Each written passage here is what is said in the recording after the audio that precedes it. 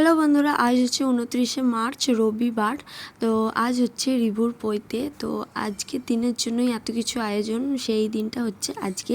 তো আগের ভ্লগে তো তোমরা দেখিয়েছো আইবুড়ো ভাতের ভ্লগটা, তো কেমন লাগলো না লাগলো অবশ্যই কিন্তু তোমরা কমেন্টে জানিও, মানে ওই ভ্লগের কমেন্টে অবশ্যই জানিও।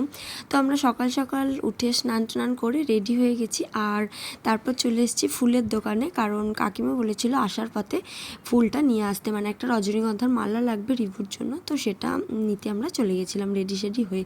তো তারপর একবারে চলে এসেছিলাম মানে পৈতে বাড়িতে, আর এসে দেখি এদিকে গায়ে হলুদও কমপ্লিট হয়ে গেছে। তো তারপর আমরা চলে গেছিলাম লজে খাওয়া দাওয়া করতে। তো খাওয়া দাওয়া মানে টিফিনটা করতে, আর এদিকে দেখো লজে আমাদের উপরটায় খাওয়া দাওয়া হচ্ছিলো, আর নিচে আর একটা পৈতে হচ্ছিলো। আর খাওয়া দাওয়া করে এসে দেখলাম এখানে মানে জলসইতে গেছিলো, তো তারাও চলে এলো জলসইয়ে। তো আমরা যেহেতু খাওয়া দাওয়া করতে গেছিলাম, তো তা করতে করতে ওরা মানে জলসইতে চলে গেছিলো, আর আমাদের যাওয়া হয়নি। তো যাই হোক, তারপর এদিকে পৈতে বসেও গেছে। এই যে পৈতে যে দিচ্ছেন মানে ব্রাহ্মণের পাশে সাদা রঙের ধুতি পরে, সেটি হচ্ছে কাকু অর্থাৎ রিভুর বাবা।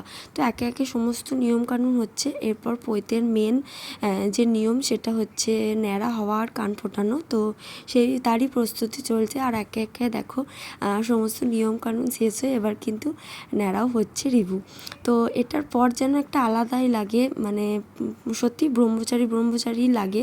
তো এরপরই হচ্ছে আসল নিয়মকানুন শুরু হবে এর। তো ন্যাড়া হচ্ছে, কান ফুটছে, আর তারপরে হলো আড়াই পা ধরা, মানে ওই পৈতের সময় মানে ব্রহ্মচারীর মানে পোশাকে, ব্রহ্মচারীর যে এই সন্ন্যাসী পোশাকে যে মানে আড়াই পা যাবে, তারপরে মাকে আড়াই পা ধরে নিতে হয়।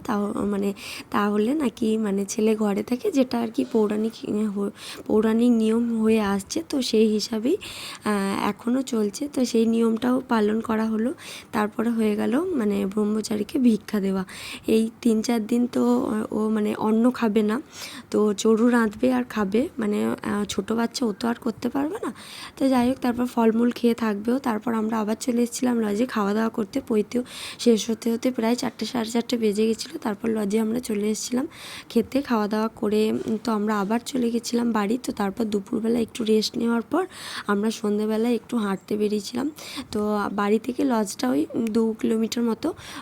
তো আমরা যাওয়ার পথেই দেখছিলাম একটা 99 অ্যান্ড মার্ট বলে একটা স্টোর ছিল। তো সেখানে আমরা যাব প্ল্যান করেইছিলাম, যেদিন থেকে দেখবো। তো আমরা কিছুজন মিলে বেরিয়েছিলাম। তো দেখতে ওখানে বেশ টুকিটাকি অনেক কিছু অ্যাক্সেসরিজ পাওয়া যাচ্ছিলো। তো আমরা টুকিটাকি কিছু কিনেওছি। তারপর আবার সন্ধ্যেবেলায় চলে এসেছি। তারপর এই দেখো আমাদের ব্রহ্মচারীও চলে এসেছে আমরা যে ঘরে বসেছিল। তো আমাদের ঘরে এসে খানিকক্ষণ মজা আনন্দ অনেক কিছু হলো।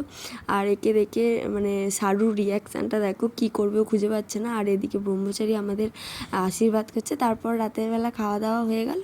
তো ভ্লগটা একদম শেষের দিকে চলে এসেছি। আর খাওয়া দাওয়া রিলেট কিন্তু একটা ভ্লগ অবশ্যই আসবে। তো আজকের ভ্লগটা এতটুকু দেখাচ্ছি, নেক্সট একটা ভ্লগে বাই।